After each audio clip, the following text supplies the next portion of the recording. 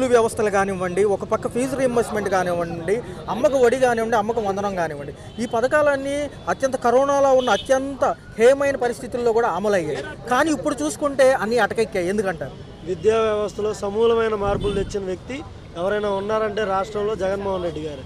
నాడు నేడు పథకం కింద స్కూళ్ళని ఎంతో విప్లవాత్మకమైన మార్పులు తీసుకొచ్చాడు. అలాగే విద్యా వ్యవస్థలో కూడా సమూలమైన మార్పులు తీసుకొచ్చారు. రాష్ట్ర చరిత్రలో ఎవరూ చేయనటువంటి విద్యా సంస్కరణలు జగన్మోహన్ రెడ్డి గారు చేశారు. అయితే ఈ కూటమి ప్రభుత్వంలో ఎవరికైనా ఉద్యోగాలు వచ్చాయంటే వాళ్ళ పార్ట్నర్కి అండ్ నారా లోకేష్ గారికి తప్ప ఇంకెవరికి ఉద్యోగాలు రాలేదు. ఒక పక్క డిఎస్సి గురించి ప్రకటించినప్పటికీ కూడా ఇంకా అది లేట్ అవుతూనే ఉంది. ఎక్కడా కూడా దాని మీద క్యాబినెట్ మీటింగ్లో చర్చలకు రావట్లేదు. ఒక పక్క చూసుకున్నట్లయితే ఈ అన్ని శాఖలకు సంబంధించి లోపభూయిష్టంగానే ఉంది, అనుభవం లేని నాయకులే ఉన్నారు. ఎందుకంటారు? అన్ని శాఖలకి ముఖ్యమంత్రి నారా చంద్రబాబు నాయుడు గారు కాదండి, ఇప్పుడు అన్ని శాఖల ముఖ్యమంత్రి నారా లోకేష్ గారే. నారా లోకేష్ గారికి ఆయన నియోజకవర్గమే గత 2019 నుంచి గెలవలేని వ్యక్తి ఇప్పుడు ఈవీఎంల ద్వారా గెలిచారు. గతంలో స్కూల్ వ్యవస్థ చూసుకున్నట్లయితే బైజూస్ కంటెంట్ కానివ్వండి, ట్యాబులు కానివ్వండి, ఎంతో ఎంతో నేర్చుకోవడానికి ఎంతో అవకాశం ఉన్న సెక్షన్లు ఇప్పుడు అన్నీ కూడా నిర్వీర్యం అయ్యాయి. ఎందుకంటారు? ఈ పాలనలో ఎవరైతే విద్యాశాఖ మంత్రి ఉన్నారో ఆయనకి పూర్తిగా అవగాహన లేనితనం, ఏదైతే ఆయన పార్ట్నర్ ఉన్నారో ఆయన పార్ట్నర్కి కూడా అవగాహన లేనితనం. సార్ చూసుకున్నట్లయితే ప్రకటించిన పథకాలు ఒక పక్కకి వెళ్ళాయి, ఇచ్చే 20 లక్షల ఉద్యోగాలు అసలు ఆలుమాలు లేవు ఎక్కడా కూడా. ఎందుకంటారు? నిండు అసెంబ్లీలోనే చంద్రబాబు నాయుడు గారు ఒక మాట అన్నారు, సూపర్ 6 హామీలు ఇచ్చాం కానీ ఇది చూస్తూ ఉంటే భయం వేస్తూ ఉంది అన్నాడు. ఎవరైనా ముఖ్యమంత్రి స్థాయిలో ఉన్నవాళ్ళు ముందు వాళ్ళ ఆర్థికపరమైన అంశాలను పరిగణలోకి తీసుకున్న తర్వాతే హామీలు ఇస్తారు. ఈయన ముందే ఇచ్చేసి మళ్ళీ నిండు అసెంబ్లీలో ఆన్ రికార్డెడ్గా సూపర్ 6 ఇవి చూస్తూ ఉంటే నాకు భయం వేస్తుందా అని చెప్పిన మొట్టమొదటి దరిద్రపు ముఖ్యమంత్రి ఈయన. సార్ చూసుకున్నట్లయితే 7 నెలల పాలనలో కరెంటు బిల్లు ఛార్జీలు మూతతో సహా అనేకమైన భారాలు మేదేస్తున్నారు. బాగు చేసే రోడ్లకు కూడా పీపీపీ విధానంలో టోల్గేట్లు అంటున్నారు. ఏంటంటో కొత్త విధానాలు తీసుకొస్తున్నారు. ప్రైవేట్ రంగాన్ని ఎక్కడికక్కడ ప్రభుత్వ రంగాల్లో విలీనం చేద్దామని వీళ్ళ ఆలోచన ఎలా ఉంది? రాష్ట్ర చరిత్రలో ఒక 6 నెలల కాలంలోనే అత్యంత దరిద్రంగా ఉన్న పరిపాలన ఏదైనా ఉందంటే మన ఆంధ్ర రాష్ట్రంలో అది చంద్రబాబు నాయుడు గారు పరిపాలనలోనే జరిగిందండి. సో ఫైనల్గా చూస్తే జీవో నెంబర్ 77 రద్దుకు ఎలా కృషి చేద్దాం అనుకుంటున్నారు సార్? ఏముంది అసలు దాంట్లో, ఏమున్నాయి అంశాలు కొంచెం చెప్పండి. రాబోయే రోజుల్లో మేము ఈ జీవో నెంబర్ 77ని రద్దు చేయకపోతే అందరి మంత్రుల ఇళ్ళని ముట్టడిస్తాం. ఎన్ని రకాలుగా చేయాలో అన్ని రకాలుగా ఉద్యమాలు. Okay sir, okay sir, okay sir. Sir చూసుకున్నట్లయితే ఏంటన్నయ్య గారు, మరి ఒక పక్క ఇన్ని కబుర్లు చెప్పి కూటమి ప్రభుత్వం వచ్చిన తర్వాత ఎలా ఉంది? యాక్చువల్గా ఈరోజు ఏంటంటే అండి, మేము ముందు నుండే చెప్పుకుంటూ వచ్చాము, చంద్రబాబు నాయుడు గారు ఏదైనా కూడా అధికారంలో రానంత వరకు మాత్రమే మాటలు చెప్తాడు. అధికారంలోకి వచ్చిన తర్వాత అవన్నీ మాటలే అని ప్రతిసారి తేలిపోతుంది. కాబట్టి యాజుజువల్గానే ఆయన మాటలు చెప్పాడు, ఈరోజు యాజుజువల్గానే మాట తెప్పాడు. అది తెలిసిన విషయమే కదా. ప్రభుత్వం ఇచ్చిన హామీలు ఏమైనాయి అంటే 2047 విజన్ అంటున్నారు. అసలు ఎక్కడన్నా నమ్మే అవకాశం ఉందంటారు? అస్సలండి, ఈరోజు స్కూల్కి వెళ్ళే పిల్లోడు కూడా చంద్రబాబు నాయుడు చెప్పే మాటలను నమ్మే పరిస్థితిలో లేడు. ఎందుకంటే వాళ్ళు బిఫోర్ ఎలక్షన్ ఏం చెప్పారు, మేము 5 సంవత్సరాల్లోన రూపురేఖలు మారుస్తాము, రాష్ట్ర రూపురేఖలు మారుస్తాము, రాజధాని కడతాము అని పెద్ద పెద్ద కబుర్లు చెప్పారు. పవన్ కళ్యాణ్ గారు అయితే సినిమా డైలాగులే చెప్పారు. కానీ ఈరోజు చూస్తే దాటవేసే వైఖరి, అంత దాటవేసే వైఖరిలోన 2050 అంటారు, ఇంకా 2000-3000 గానీ అంటారు. కాబట్టి అవన్నీ ఎవరు నమ్మే పరిస్థితుల్లో లేరని నేను గట్టిగా చెప్పగలుగుతాను. ఫీజు రీయింబర్స్మెంట్ల గురించి ఏదైతే విద్యాశాఖ మంత్రి గారు మాట్లాడడం లేదు, గతంలో ఇదే ప్రభుత్వాన్ని దూషించిన ఆయన ఒక బైబులే ఏదో ప్రథమావధంగా ఈ రెడ్ బుక్ తీసుకుని తిరుగుతున్నారు. ఏమంటారు? అసలు ఆయన వస్తారా, మాట్లాడతారా? ఆయన ఫోకస్ నారా లోకేష్ గారు విద్యాశాఖ మంత్రిగా ఉన్నారు. ఆయన ఫోకస్ ఎంతసేపు ఉన్నా కూడా ఏదో వైసీపీ వాళ్ళని లేదంటే వేరే సామాన్యుల్ని ఇబ్బంది పెట్టాలనే పద్ధతిలో వ్యవహరిస్తున్నారు. ఏమనంటే రెడ్ బుక్ అంటున్నారు. నేను ఒకటే సూటికి ప్రశ్నిస్తున్నాను, ఈరోజు మన ఆంధ్రప్రదేశ్ రాష్ట్రంలోన రెడ్ బుక్ రాజ్యాంగం నడుస్తుందా లేదంటే అంబేద్కర్ రచించిన రాజ్యాంగం నడుస్తుందా అని ఈరోజు నేను సూటిగా ప్రశ్నిస్తున్నాను. ఈరోజు యావత్ ప్రజానికం కూడా ఇదే సందేహంలోనే ఉన్నారు రాష్ట్రంలోన. ఆయన ఎంతసేపు రౌడీ పాలన చేయాలా, వైసీపీ వాళ్ళని ఇరికించాలా, పోలీసులను అడ్డు పెట్టుకొని వైసీపీ వాళ్ళని ఇబ్బంది పెట్టాలా అనే, టీడీపీ వాళ్ళని గూండాలుగా ఎంకరేజ్ చేయాలనే వైఖరిలో ఉన్నారు. ఆ కాన్సన్ట్రేషన్ అంతా ఆయనది దానిపైన ఉన్నప్పుడు ఆయన ఎప్పుడు విద్యారంగం సమస్యలపైన సొల్యూషన్స్ కోసం ఆయన దృష్టి పెట్టేది. కాబట్టి అవన్నీ ఇదే విధంగా జరగవు. కాబట్టి ఆయన రాజీనామా చేయడం అనేది బెస్ట్ థింగ్ అని చెప్పేసి నేను సజెస్ట్ చేస్తున్నాను. ఇదే విధంగా తీసుకుంటే రోడ్ల మీద తీసుకొచ్చారు వాలంటీర్ వ్యవస్థని. గతంలో ఎంతో మందికి ఉపాధి కలిగించారు. ఇప్పుడుకు వెళ్ళినా సచివాలయం స్టాఫ్ దగ్గర డేటా లేదు వీళ్ళ గురించి.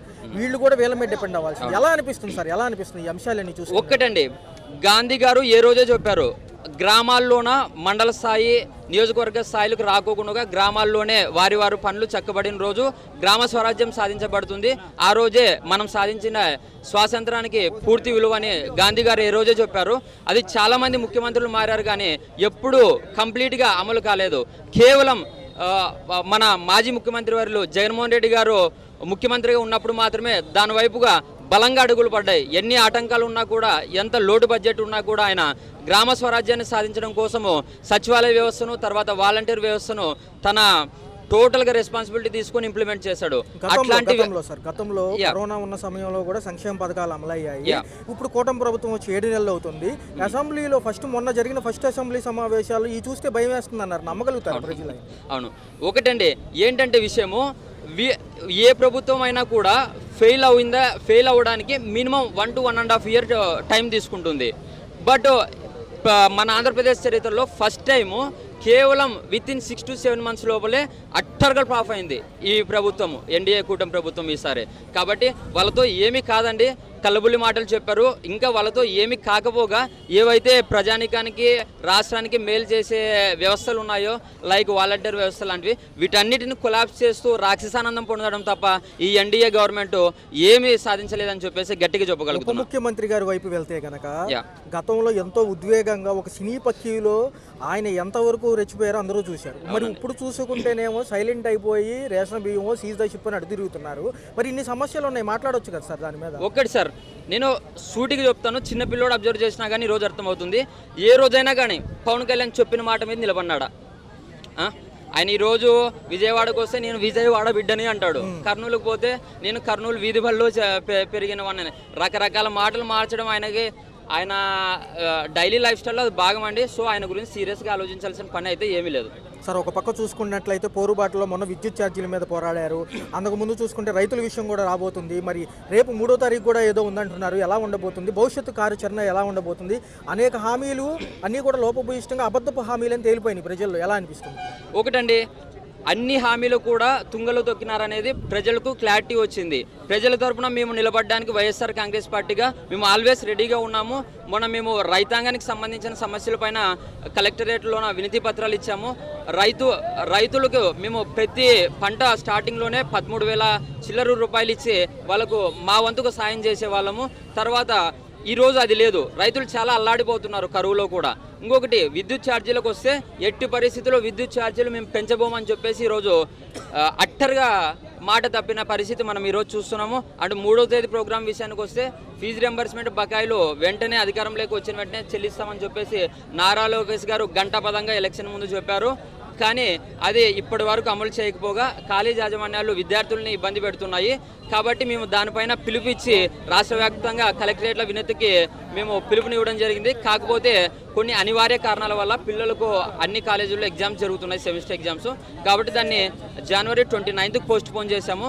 పెద్ద ఎత్తున ఆ రోజు మేము విద్యార్థి లోకమంతా రోడ్లపైనకి వచ్చి మా బలమేంటో, మా సత్తా ఏంటో ప్రభుత్వానికి తెలియజేస్తాము. అప్పుడైనా ప్రభుత్వం దిగి వస్తుందని చెప్పేసి ఆశిస్తున్నాను. ఎలా వెళ్ళబోతుంది ఈ యొక్క కార్యాచరణ, ఎంతవరకు వెళ్తుంది? ఈరోజు కూటమి ప్రభుత్వం అధికారంలో రాకముందు నారా లోకేష్ గారు యువజన పాదయాత్రలో విద్యార్థులకు పెద్దపీట వేస్తామని చెప్పేసి కూడా ఈరోజు హామీలు ఇవ్వడం జరిగింది. ఈరోజు విద్యార్థులందరూ కూడా క్లుప్తంగా క్లియర్గా అర్థమైన విషయం ఏంటని చెప్పేసి ఈరోజు విద్యార్థులు మోసం చేయడం కోసమే కేవలం కూటమి ప్రభుత్వం ఈ కంకణం కట్టుకుందని చెప్పేసి ఈ విధంగా తెలుస్తూ ఉన్నాయి. ఈరోజు రెడ్ బుక్లో ప్రతి విషయాన్ని నోట్ చేసుకుంటా ఉన్నారని చెప్పేసి ఈరోజు కూటమి ప్రభుత్వం చెప్తా ఉన్నది. ఈరోజు రాష్ట్ర వ్యాప్తంగా ఉన్నటువంటి 12 లక్షల మంది విద్యార్థుల యొక్క సమస్యలు మీ రెడ్ బుక్లో లేవా? ఈరోజు రాష్ట్ర వ్యాప్తంగా పెండింగ్లో ఉన్నటువంటి 3,580 కోట్ల రూపాయలు పెండింగ్లో ఉండడం వల్ల 8 మంది విద్యార్థులు ఉన్నత విద్యకు మరియు వాళ్ళ ఉద్యోగాలకు దూరం అవుతూ ఉన్నారు. ఇది మీ రెడ్ బుక్లో లేదా? ఇది సమస్యలు కాదా? ఇలాంటి అసలైన సమస్యలను పక్కతో పెట్టి విద్యార్థులను లేదనుకుంటే సమాజాలను లేకుండా ఇబ్బంది పెట్టేటువంటి పరిస్థితి ఈరోజు ప్రదేశంలో ఉన్నాయి. ఈరోజు అనేక హామీలు ఇచ్చిన ఈ ప్రభుత్వము లోపభూయిష్టంగా ఉంది పాత ప్రభుత్వాన్ని దూషించి కూటమిగా ఫామ్ అయ్యి ఎన్డీఏ కూటమిలో భాగంగా వచ్చారు. వచ్చిన తర్వాత చూసుకుంటే ఎక్కడా కూడా పారదర్శకత్వంగా లేదు. ఎలక్షన్స్కి ముందు ఎన్నో హామీలు ఇస్తాం, అవన్నీ మేము చేస్తామా అని కూడా ఆయనే స్వయంగా అన్నాడు. అసలు ఎక్కడన్నా నమ్మే సఖ్యం ఉందా? ఈరోజు కూటమి ప్రభుత్వం అధికారంలో రాకముందు ప్రతి విద్యార్థికి పెద్దపీట వేస్తాం, లేదంటే ప్రతి పేదవాడు బతికేదానికి అవకాశంలోనే ఈరోజు అది గవర్నమెంట్ రావడం జరుగుతూ ఉన్నది. ఈరోజు కూటమి ప్రభుత్వం అధికారంలోకి వచ్చిన తర్వాత ఈరోజు కనీస ధరలు నిత్యావసర ధరలు తగ్గించాల్సిన అవసరం ఉంది.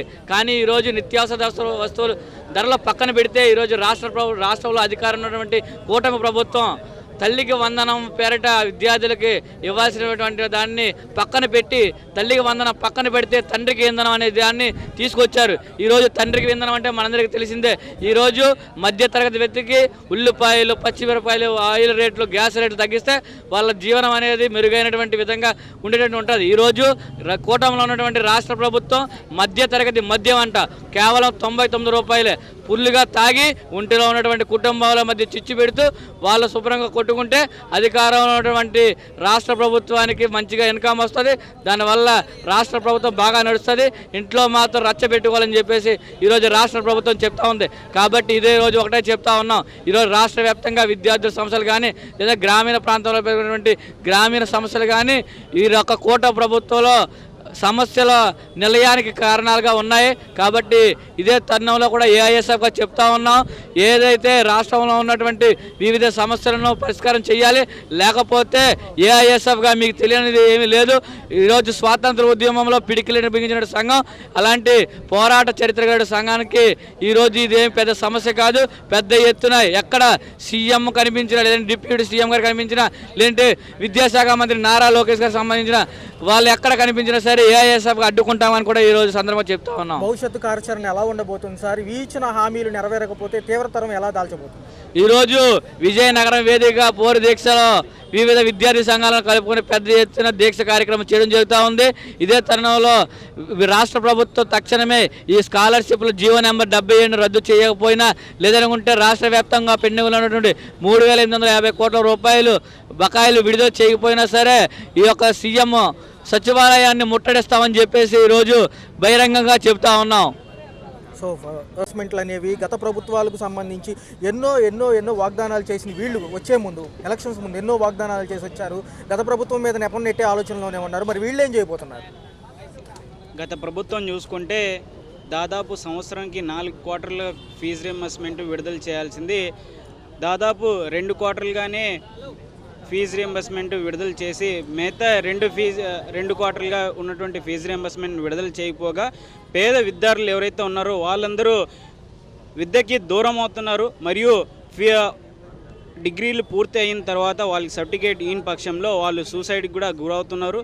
ఆ పక్షంలోనే చంద్రబాబు నాయుడు గారు ఉన్నటువంటి ప్రభుత్వం కూడా ఈ కార్యాచరణని తీసుకువస్తుంది. ఇది కరెక్ట్ అయిన పద్ధతి కాదు. విద్యార్థులు మరింత మెదుక్కి వెళ్ళాలంటే విద్యారంగం అనేది మరింత బలంగా ఉండాలి. మరింత పేద విద్యార్థులు ఫీజు రీయింబర్స్మెంట్ అనేది చాలా అవసరం అని చెప్పేసి ఈ సందర్భంగా తెలియజేస్తున్నా. ఏదైతే నెరవేర్చలేని హామీలు ఇచ్చారో, అలివి కాని హామీలు ఇచ్చారో, ఇవన్నీ నెరవేర్స్తామని చెప్పారు.